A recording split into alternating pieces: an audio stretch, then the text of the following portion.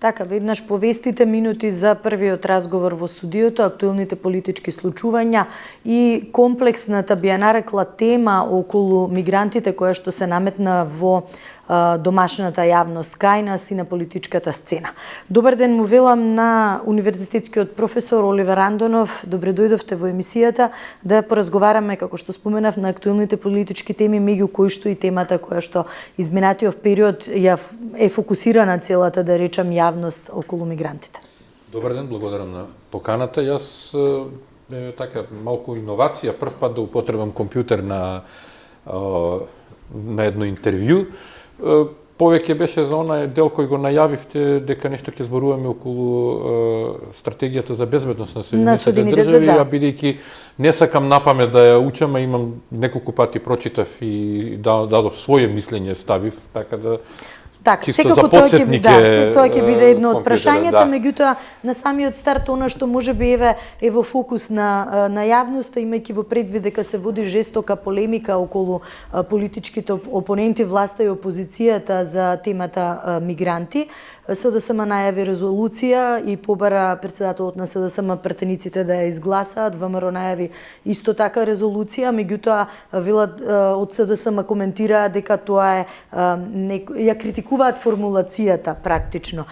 Зашто всушност сега станува збори, каква тема се наметнува во јавноста во овој период? Од кој аспект би ја анализирала? Значи, јас вчера дел од тоа спомена во мојата редовна неделна колумна. Пред се сметам дека тоа е една политичка приказна која и едната и другата политичка страна, така ќе кажем, ја употребува за замајување на граѓаните дека нешто се случува на политичката сцена. Кај нас во Македонија вообичаено сите политички случувања се бура во чаша вода. И тоа она од ракија малецка. Толку вреди државата во меѓународните релации. И сега да почнеме поред, како дојдовме до тоа да зборуваме за мигранти. Прво морам да напоменам една работа, уште 2017 година, кога владата на Заев сериозно размислуваше за мигранти, и тука мора да ставам еден пресек кој важи и за сегашната влада на Мицкоски и за онаа влада на Заев, а тоа е пристапот кон мигрантската политика во Македонија се сведува на две нивоа. Едното ниво е дали ни требаат пари па да си купиме мигранти, односно да ни плати некој за внесување мигранти, и тоа не е стара идеја. Таа идеја се обидоа да ја пласираат уште во времето на Ајво Орав, да не плати Европа за мигранти, односно тогаш во време на мигрантската криза 2013-2015 да не одат за Европа, туку да останат во Македонија. Тогаш околу 700.000 мигранти поминаа низ Македонија, од кој дел успеавме да провериме какви се и од каде доаѓаат, но дел и само поминаа во Европа. И многу мал дел останаа во Македонија, бидејќи не сме атрактивна држава од економски аспект за останување. И тогаш се одби таа една таква идеја да задржиме дел од мигрантите, што и сосема нормално, сметајќи од националниот интерес, од безбедносните интереси, од економските интереси државата дали е во состојба да издржи, и многу други прашања, за да потоа истата идеја се обиде Заев да ја реализира од економски причини пред се негови. И мислам дека се работеше за чисто лични лукративни прашања, и тоа едно време владата дури имаше и програма подготвено за тоа, па јас 2017 година на една конференција во Раквијак во Загреб го анализирав сето тоа и дури дојдов во судир со тогашниот државен секретар во Министерството за одбрана, бидејќи не сум ги поддржувал, тогаш нивниот коментар беше таков, не сум ги поддржувал државните политики. Јас немам потреба како универзитетски професор да поддржувам државни политики, јас имам обврска да бидам глас на разумот во јавноста, да укажам на опасностите кои се случуваат во една таква политичка авантура.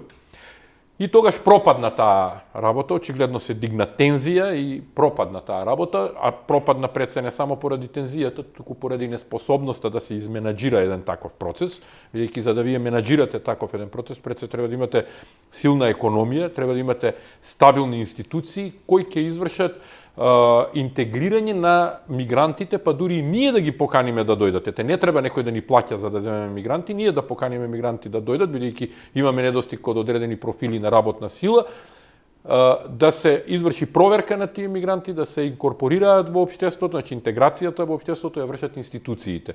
И тука мора да има силна проценка како тоа ќе влие врз демографската структура и воопшто понатаму во општеството. Зошто зборувам понатаму? Генерално, во Македонија имаме искуство со таа работа. Жалам што граѓаните вообичаено функционираат со кратко паметење, го заборавија Бранко и го проголтаа Бранко, од времето 94 година со 150.000 државјанства на луѓе од Косово и од Јужна Србија, доселени во Македонија, на кои им се даде државјанство за да може да победи тогаш СДС на изборите 94 година. И тоа веќе никој не го зборува и никој не го споменува како ноторен факт кој доведе до демографски дисбаланс во државата. И сега истата приказка повторно треба после 30 години да ни се повторува постојано и постојано ние со иста работа да се занимаваме, затоа и реков на почетокот, забава политичка во која ќе се забавува народот и едни ќе бидат за, други ќе бидат против, па некој некого ќе лови во лаги и така натаму. И доаѓаме до современието, до онаа што денеска се случува.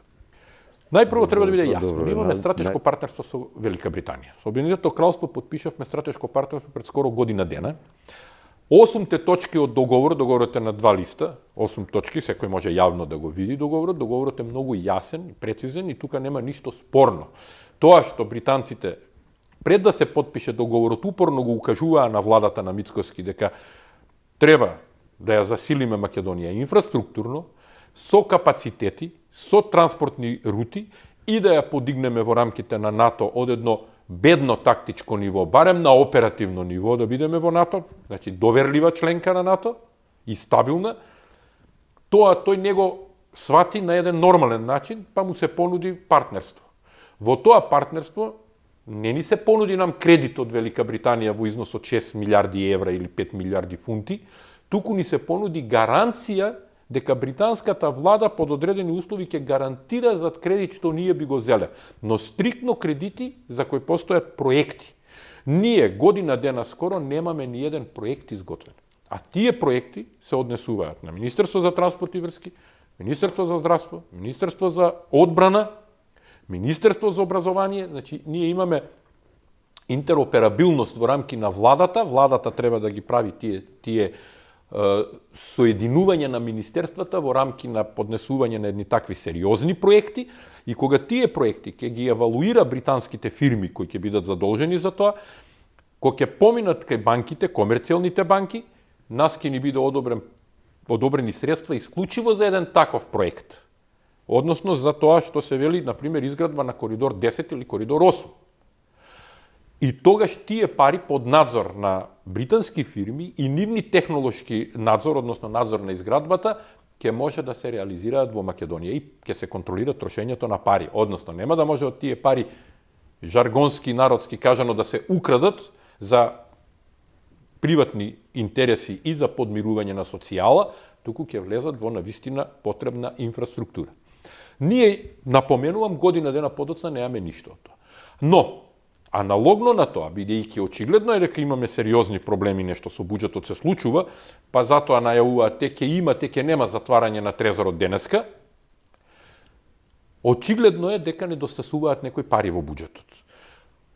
Јас мислам дека ова што го дигнаа на едно повисоко ниво, пред се британските медиуми први го подигнаа сето тоа, бидејќи кога ќе излезат британските медиуми таму, колку и да некој сака да ги нарече жолт печат и така натаму, тие копаат низ општеството, слушаат изјави, дознаваат, ништо не останало сокриено во однос на преговорите. Тоа што може да се заклучи, пак напоменувам, од тоа што го јавуваат британските медиуми, дека се работи за некои тајни преговори.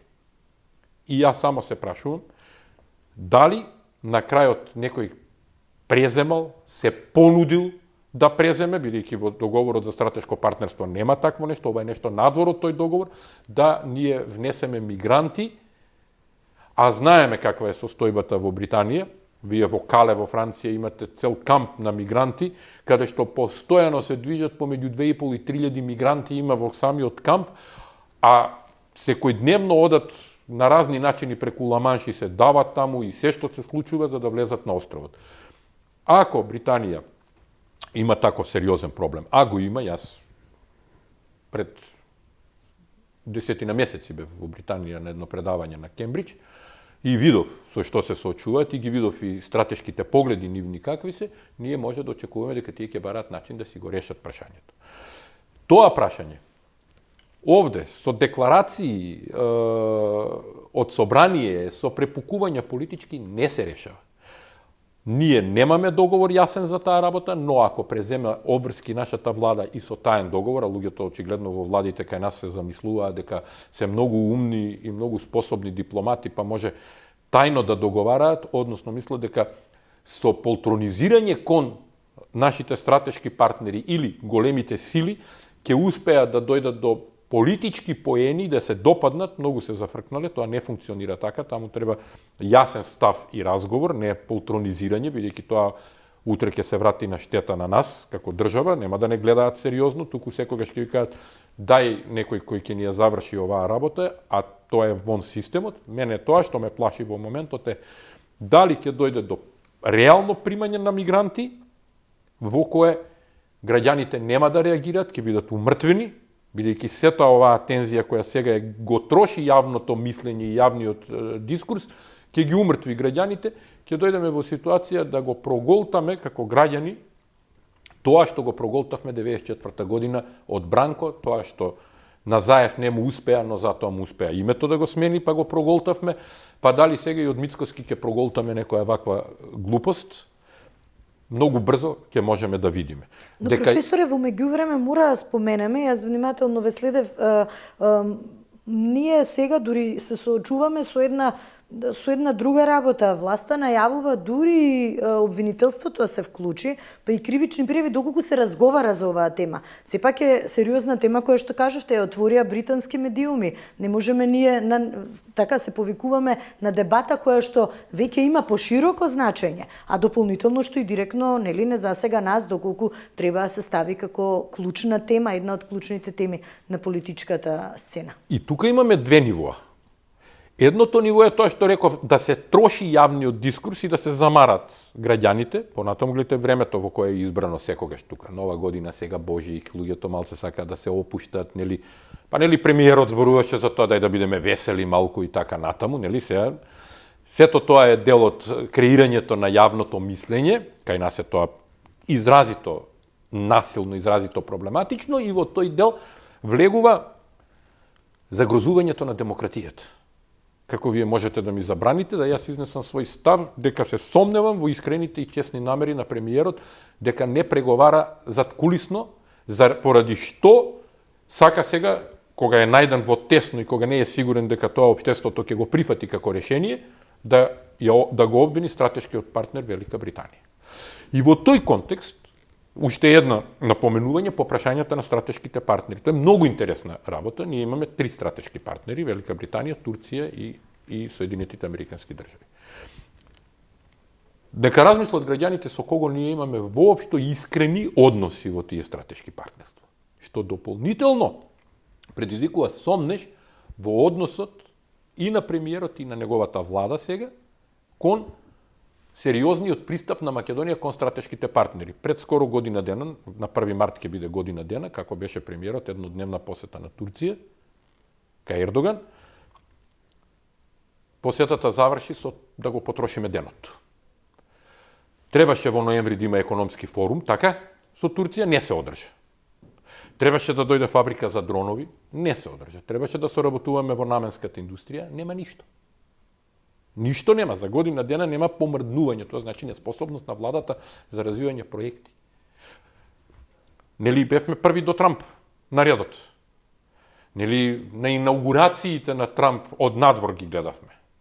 Нели во салата кај што се одржуваше собирот на републиканците од некоја галерија од 200 метри гледавме што се случува. Какви сме ние стратешки партнери со Соединетите држави, се уште имаме визи. Тоа сериозни визи имаме.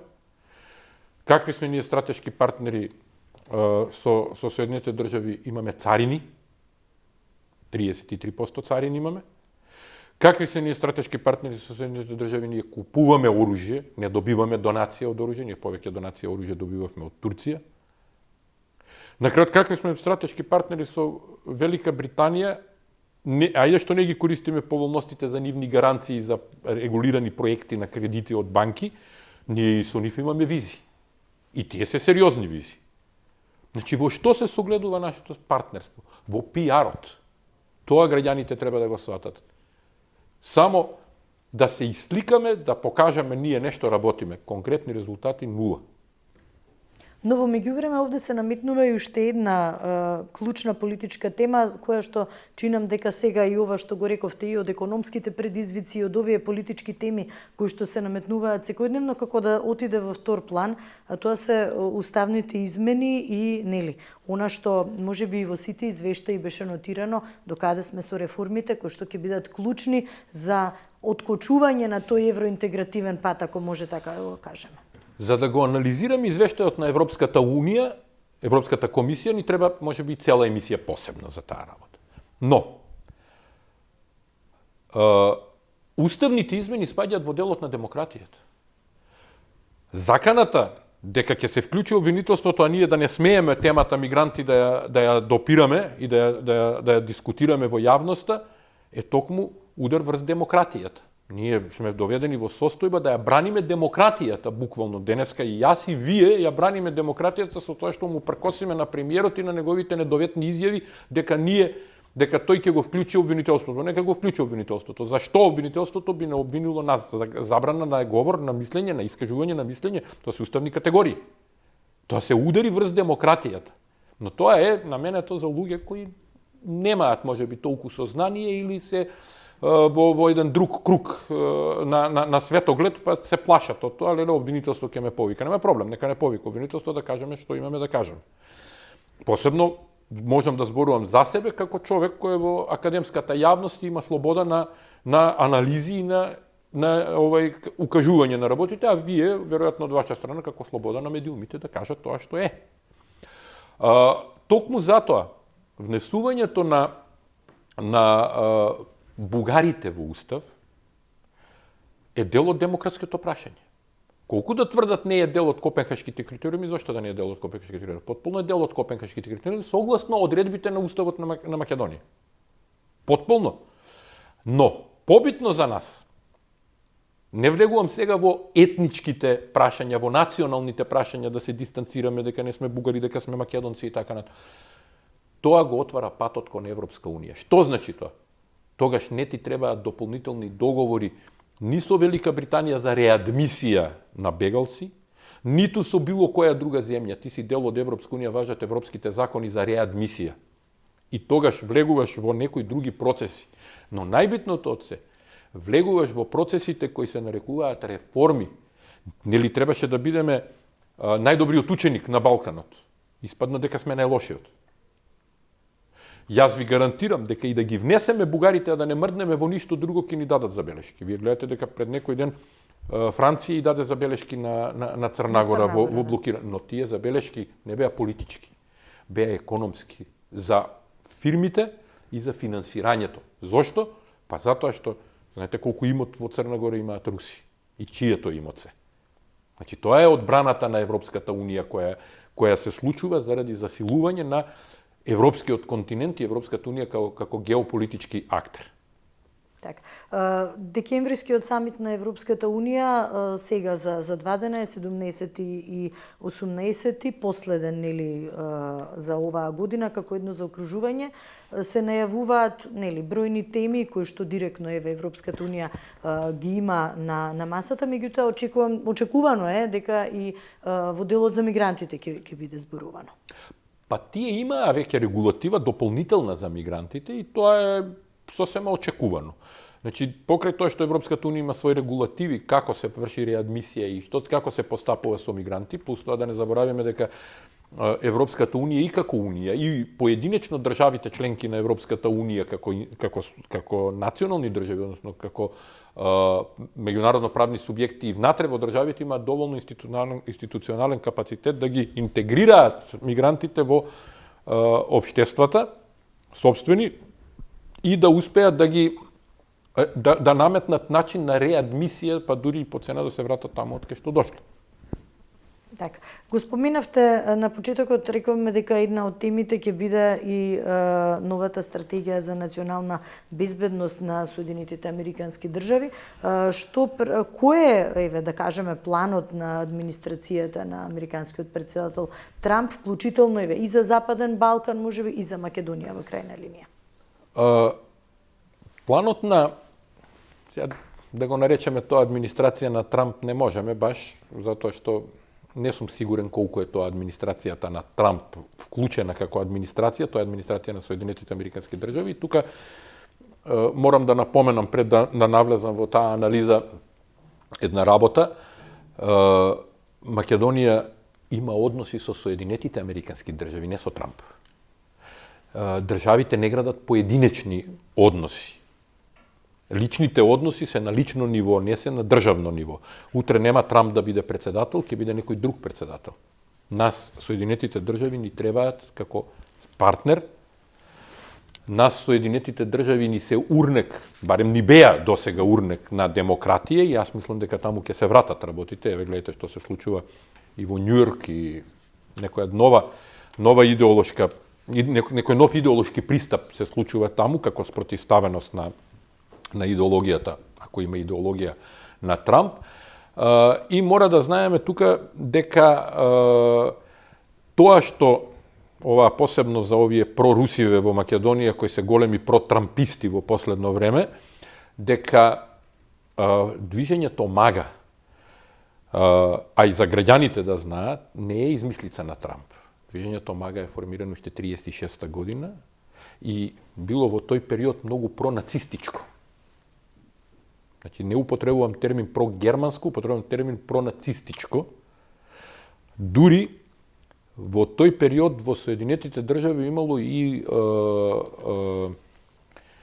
високи политички лидерства кои биле на страната на Хитлер во тој период. Например, еден од нив е таткото на Џон Кенеди, кој бил амбасадор во Лондон, па поради таа состојба и повлечен. Вие знаете дека во тој период во цела Европа, дури во една Британија, Мозли е лидер на фашистичката партија на Британија. И тоа било тренд. Тоа се трендови на политички движења кои не мора да идеологии кои не мора да значат дека се така. 42 година имаме големи судења на тие луѓе во Мага, бидејќи нацистичка Германија после 7 декември, после Перл Харбор, влегува во војна со Америка и тоа се згаснува. Потоа Мага се враќа на сцена за време на вториот мандат во предизборието на вториот мандат на Реган. Тоа е пред 40 години, 84-та. Но се враќа на еден друг начин, а тоа е дека е комунистичкиот свет, СССР е проблем за Америка и за слободниот демократски свет, и Мага има позитивен одјек тогаш, бидејќи Реган успева во соработка со Горбачов и онаа перестројка, која ние повозрасните ја памтиме од нашите тинејџерски и млади денови, дека се одвиваше на светската сцена и така натаму. Денешната Мага нема врска со онаа Мага на Реган, значи тоа е копија, како што е копија и онаа што Трамп го вели во самата стратегија, корелација со доктрината Монро. И самата национална стратегија за безбедност е само збир на добри желби, и онаа што посебно не загрижува, тоа е онаа што вие го кажавте, е односот кон Европската Унија. И токму затоа, да не ги памтам сите точки кои ги анализира во тој дел посебно, бидејќи немаме време целата стратегија да ја анализираме, една е, например, дека САД немаат намера да ја поткупуваат ЕУ. Тоа е многу сомнително и непотребна терминологија која звучи повеќе како оправдување. И нешто е напишано, гледайте ги делата. Вие имате поткупување на ЕУ, поткупување на неколку основи. Интересот на семејството Трамп, еве јавно го кажувам, значи што е многу интересно, значи тука не е интересот на Соединетите држави, бидејќи Соединетите држави се беа пример за демократија, пример за тоа како сакаме да функционираме ние во Европа. Соединетите држави ја предводеа Европа. Европа не се наметнуваше на Соединетите држави, туку Соединетите држави укажуваа на тоа како треба. Тоа е од времето уште и на Кисинџер, кога вели да се јавам во Европска унија, ама на кој број да се јавам, така што треба да им се каже што треба да прават, да тргнат по Соединетите држави.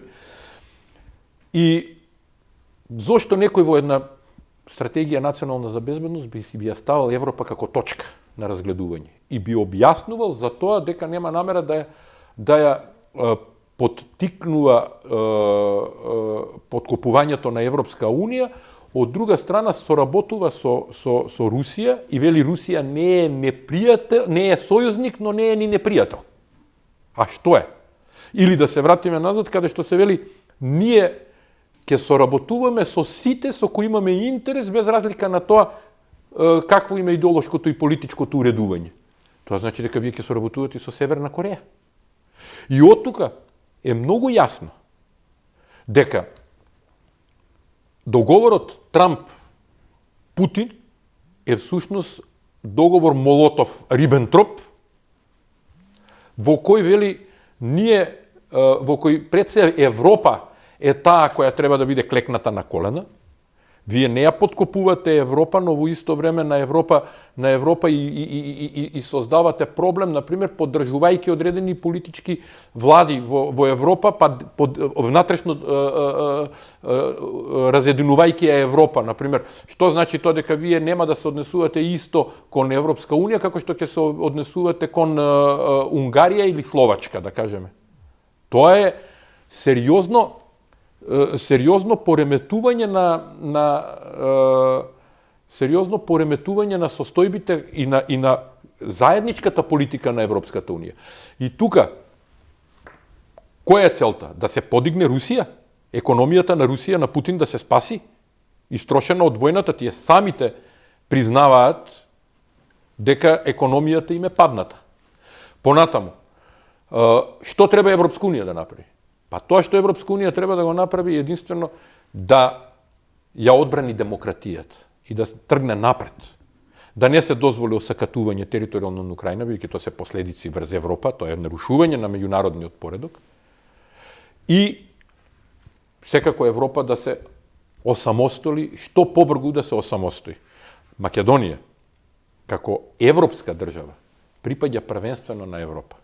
А во Америка, ќе се средат еден ден работите, тоа се гледа, затоа и ви кажав, примерите што се случуваат во Њујорк, во Мајами, укажуваат на тоа дека до година веќе имаме избори во Конгресот. Некои работи во Конгресот нема така да поминат. Таа заканата за непружање помош на Украина во разузнавање е врзана за Конгресот. Има закон во Конгресот преку кој е обврзани се Соединетите држави да даваат разузнавачка поддршка на Украина. Понатаму, изборите кои ќе дојдат за Конгресот ќе бидат многу значајни. И тоа е духот на демократијата во Соединетите држави. Да народот за 2 години може да изврши проверка на тоа што го направил претходно. Значи, вие сте гласале во ноември 24 година за политиките на Трамп, сега ги гледате во живо како се спроведуваат политиките на Трамп. Своевиден контролен механизам на имате контролен механизам на половина од тоа да гласате за Конгрес. Ако ја изгуби довербата во Конгресот, тоа значи дека веќе за 2 години, тоа значи на каде ќе оди политиката, ќе се смени председателот на државата, па да видиме што ново ќе биде. За жал, кај нас тоа го нема. Кај нас имате председателски парламентарни избори во еден пресек, во еден момент се случува. Зошто? Затоа што некој намерно прави предвремени парламентарни избори, за да може да ја поклопи личната политичка приказна.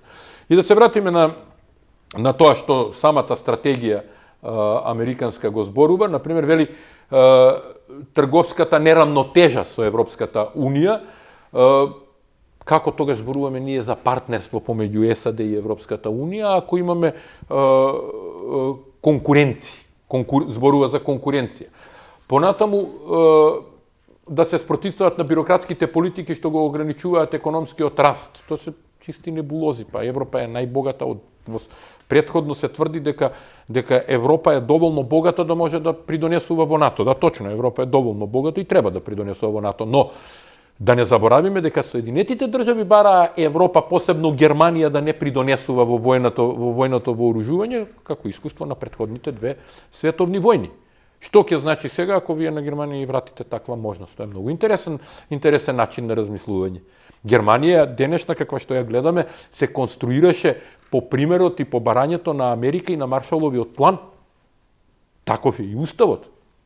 Многу препреки има Германија за да дојде до една таква развојна приказка како што некој може би предвидува, и онаа што е многу интересно, вика ЕУ мора да стане економски партнер, а не економски товар. Па досега САД не ја доживува Европска унија како економски товар. Ако се вратиме 80 години наназад во Маршаловиот план, да, беше товар, разрушена Европа од Втората световна војна. Денеска Европа е многу динамична и многу е подобар партнер, а за да правите партнер потребно и заеднички регулативи. Еве зошто Европа има царини, зошто не предложи на пример Трамп да нема царини со Европската унија. Да направат царинска унија. Ќе беше посилна Европа и САД визави Кина, визави Русија. И она што најмногу загрижува, вели Русија не е сојузник, но не е ниту природен непријател. Што е? Партнер за соработка? Ако вие велите доктрината на Монро подразбира западната хемисфера, како тоа ќе го регулирате и со Европската унија и дали тоа значи дека источната хемисфера, односно источна Европа, дел од Среден Исток го препуштате на Русија и на Кина? Како тоа се, затоа реков, самата стратегија е еден збир на небулози, еден збир на добри желби, на како тоа јас го гледам светот и како би сакал да го гледам и кои желби кај сакам да си ги реализирам. Тоа е малку посложена работа во однос на светските случувања и на светската политика, така што јас сум убеден дека Европа како глобален политички актер нема да ја промаши оваа работа, колку и да се обидува некој од внатре да ја дезинтегрира преку давање на некои постапки и попусти, условно кажано, на поедини држави кои наводно се блиски. Загрижува и тој став дека може да се соработува со било кој режим, може да се соработува со Северна Кореја на таков начин. Што ќе кажат партнерите во Јужна Кореја, што ќе кажат партнерите во Јапонија на таа работа. Значи, многу има такви точки, а посебно, например, исто така делот од Балканот кој е многу... Да, во делот за Западен Балкан многу нема малку... Западен Балкан, има Балкан само како дел. Да. Не е Западен Балкан.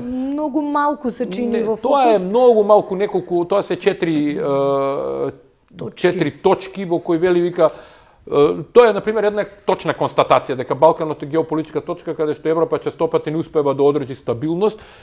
Тоа не е ништо ново, тоа е само парафразирање на Черчиловата изјава дека Балканот е мек стомак на Европа, многу историја и многу митологија, а мал капацитет за се тоа се свари, нели, на Балканот, и ние во главном балканските држави живеат во митолошки аспекти, тоа и на нас ни се случува овде, и тоа го гледаме како последица. Да се вратиме назад еден чекор, се сеќавате вие да некогаш САД немале клучна улога на Балканот? Па ве молам, Европа немала клучна улога затоа што САД ја презимала клучната улога.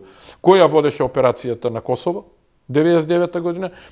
Кој учествуваше во Македонија во преговорите за рамковниот договор? Кој во Босна се вмеша? Нели?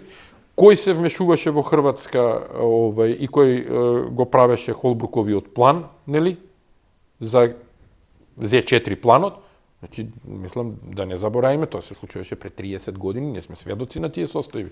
И да не бидеме со кратко паметење, па сега пак повторно за овие прорусите, сега одеднаш протрамписти, дека не е така светот паднат одеднаш, па сега се случува. Понатоа вика ќе подржат трајни договори меѓу соседите. Ја имам конкретно прашање. Еве, зошто не го натераат Мицкоски за како траен договор со бугарите да ги внесеме во устав и да влеземе во Европската унија, да и помогнеме на Европската унија на тој начин. Да има контрола над Балканот. Понатаму вели ќе ги намалат етничките тензии. Веројатно тоа повеќе се однесува и на Босна и на Косово. Тука имаме еден простор за коментар на оние протести од саботата, но и тоа е една тема која е многу интересна. Ќе се спротистави, вика, на вмешување на надворешните сили. Како? Како ќе се спротистави? Декларативно, па Русија е вмешана во Балканот со сите сили. И тоа што се кажува во стратегијата е само флоскул. Значи, мора да имаш методи на активности како ти ќе го спречиш руското хибридно влијание на Балканот, кај што не е тоа влијание, тоа е војна. Ние моментално имаме хибридна војна со Русија на Балканот. И тоа се гледа секојдневно. Понатаму ќе бараат економски развој и инфраструктура што го поврзува регионот со ЕУ и САД. Еве што не бараат коридор 8 и коридор 10 да се стават во функција и да профункционираме. Што не донесат база, еве, многу просто и едноставно, американска база на Криволак да имаме. Еве, отворена понуда до владата да и предложи на администрацијата на Трамп да имаме база на Криволак. Ете, една можност. Вака да видиме како на таа активност ќе реагираат рашистите и оние кои сега одеднаш го сакаат Трамп. Дали ќе го мразат Трамп, ако доколку Мицкоски излезе со една таква јавна понуда до Трамп. Многу прашања има, знаете, овде. И интересно е, например, и тоа која е посветена еден дел и дори на Турција. Турција има своји интереси на Балканот, Турција има своји интереси на Каспискиот басен, своји интереси на Средниот исток, односно на Блискиот исток. Така што сето тоа е многу интересно. Например, една точка кај турците вика се спротивстават кога турските политики го подкопуваат НАТО. Тоа нема да се случи. Турција е свесна за својата улога во НАТО, но и за улогата на НАТО во незината надворешна политика. Но професора, Македонија како земја која што прва од Западен Балкан го има подпишано тој договор нели за стратешко партнерство, 30 години нели одбележуваме. Скоро 30 години. Што еве тоа би значило за Македонија и за Западен Балкан? Рековте во мал дел е опишан како нели од сите аспекти во Балканот, меѓутоа за нас конкретно што би значило? Во овој момент за нас ништо не значи тоа. Значи немаме чиста политичка волја за тоа што ќе значи за имплементација практична на стратешкиот договор со Америка, односно стратешкото партнерство, кое е почнато од 2008. Едно време имаше. На разни начини нам ни се доделуваа средства. Ние имавме средства за судство, средства за невладин сектор, средства за едно, за друго, за трето. Сега, каде одеа и како одеа тие средства, тоа е работа на некои други органи, но политичката и практичната волја беше присутна. Ние сега година дена веќе немаме програма, ни USAID работи, ни други програми имаме кои работат ефективно. Ние купуваме оружје, ние имаме царини 33%, ние имаме визи за Америка. Значи, самото стратешко партнерство е мртво на хартија. Да, шефот на дипломатијата на последната средба рече дека се разговарало, но се разговарало за тоа можност за безвизен режим, меѓутоа... Зашто се разговара? Значи, доколку Трамп има визија и идеја што сака на Балканот да направи, посебно во Македонија, ако воопшто сме му во периметар на гледање, бидејќи тие понуди кои се случува преку Гренел, непристојни понуди се исти такви какви што во Србија денеска се случуваат околу Генералштабот, и пак се враќам на тоа дека тоа се истите тие полтронски пристапи кон големите сили во кои едноставно нашите лидерства, во наводници лидерства, не се способни да кажат тоа е законски изводливо и можно, тоа не е можно и не е во демократски дух и не ќе штети на интересите на мојата земја. И јас ви гарантирам дека секој во меѓународната политика сериозен играч, колку и Трамп еве да изгледа несериозно со некои контрадикторни изјави, тој е сепак председател на Соединетите држави, ако ништо друго стои една држава зад него, една сила, светска сила, суперсила, другачие ќе не почитува. Дури кога Зеленски му се спротивстави, потоа имаше пак другачи односи. Сеќавате на тоа, нели сите го напишаа Зеленски како завршена приказка, еве го Зеленски не е завршена приказка. 10 месеци подоцна Зеленски понатаму функционира, Украина се брани, успешно се брани, дава жртви, но се брани. Работата е дали сме ние подготвени да конкретно во духот на стратешкото партнерство со Соединетите држави и согласно нивната стратегија за национална безбедност, понудиме одредени безбедносни договори со нив, поединечни. Па во тие рамки и безвизен режим, во тие рамки и царина регулирана, во тие рамки и опремување на македонската армија со американска опрема и вооружување, што нам не одговара и ни е потребно. Па во тие рамки база американска на Криволак. Тоа е исто дел. Па под златната купола на Трамп да влезе и Македонија, бидејќи ќе има американски војници тука. Дали се тоа идеите? Дали за тоа сериозно се разговара? Или сериозно се разговара, што би рекле народот, жаргонски петпарачки, од каде да земеме некоја пара за да прекрпиме, да не се задолжиме ни внатре ни надвора, да добиеме некоја пара, па да глумиме дека еве ќе купиме социјален мир и нешто пара ќе ставиме во џеп. Тоа е трагедијата на Македонија. Тоа е тоа полтронство од личен интерес, без интегритет, а не ли зборуваше Мицкоски за интегритет на државата. Интегритет кај ќе покажуваш? Што нема да ја внесеш државата во Европска унија? Па еве хипотетички, се извинувам, може би малку одолживме, но и покрај стратешкиот договор со Соединетите држави, покрај стратешкиот договор со Британија и со Турција, да сме земја членка на Европска унија, не би разговарале за мигранти, не би разговарале за намалување од 7 милиони евра на буџетот во однос на субвенции на земјоделците, не би разговарале за укинат ИПАРТ, блокиран ИПАРТ, поради нас, не поради Европска унија, не би разговарале за еден куп други проекти од Европската унија кои се стенд-бај ставени, повторно позади нас, поради нас, а да сме свесни дека всушност ние не го полниме буџет од 6,5 милиарди како што е предвидено, дали ќе стигнеме до 2 милиарди, и дека не може да чекаме кредити по зајмици пола милиарда или милиарда од Унгарија, сомнителни кредити, дека не може да чекаме кредити од Кина или од Русија, повторно сомнителни кредити, туку да си бидеме дел од Европската унија и со отварање на поглавијата за преговори, постојано да добиваме доволно средства кои ќе не држат економски стабилни, бидејќи Европа е богата, и ќе ни овозможат брзо да преговараме. Не можеме да го голтнеме тоа што некој го како политичка флоскула изрече, односно како мантра го стави дека нема бугари во устав додека јас сум премиер, па еве не биди премиер. Еве тргни се да не бидеш премиер, нека биде некој друг премиер, нека ја спроведе таа работа. Во прашање е државата. Не е во прашање поединечната кариера. Луѓето се поистоветуваат себе си со државата, дојдат на функција и мисли државата, тоа сум јас. Тоа што пред француската буржоаска револуција луѓевите го имале Луи 14, мислам дека беше тој кој тоа го кажуваше, државата, тоа сум јас. Ама тоа е монархистички пристап. Ние живееме во европска Македонија, ние живееме во условно кажано демократија, ако кажав дека треба да ја браниме демократијата и со нашите настапи ја браниме, и тука мора да има лична одговорност кон државата, чувство за државата. Ако не се оди кон Европска унија, јасно нека каже која му е алтернативата. И сега сите пак, посебно ние прорусите, ќе ми коментираат дека како е можно ние да ги внесеме бугарите во устав, тоа е уцена и така натаму. Па поголема уцена од промена на името немаше, бе, луѓе. Зашто ние тоа зборуваме денес?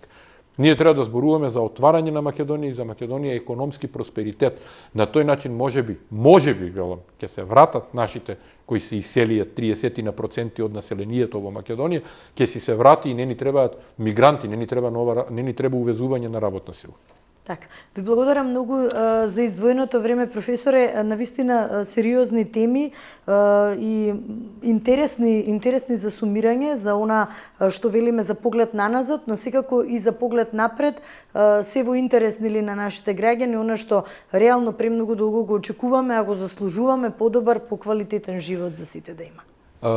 Пред се Европа треба да тргне напред сега, и ние треба да влеземе во таа Европа и да ја следиме таа Европа напред, затоа што целта е, како што кажавте, подобар економски живот и така се сака државата. Патриотизам е економијата и благосостојбата на граѓаните. Не е патриотизам да се удирам во гради колку јас ја сакам Македонија и колку го штитам националниот интерес, односно идентитетот. Идентитетот се штити низ културата. А културата мора да има пари од некаде за да може да се презентира. Идентитетот се штити низ економијата, да граѓаните бидат среќни и задоволни, за да може да кажат со гордост дека се македонци и дел од Македонија. Ви благодарам на поканата. Уште еднаш ви благодарам што еве во последните емисии практично од оваа година направивме можеби еден краток рекапитулар на она што е политички нели најинтересно, секако ќе имаме простор и во следната да поразговараме. Ви благодарам многу.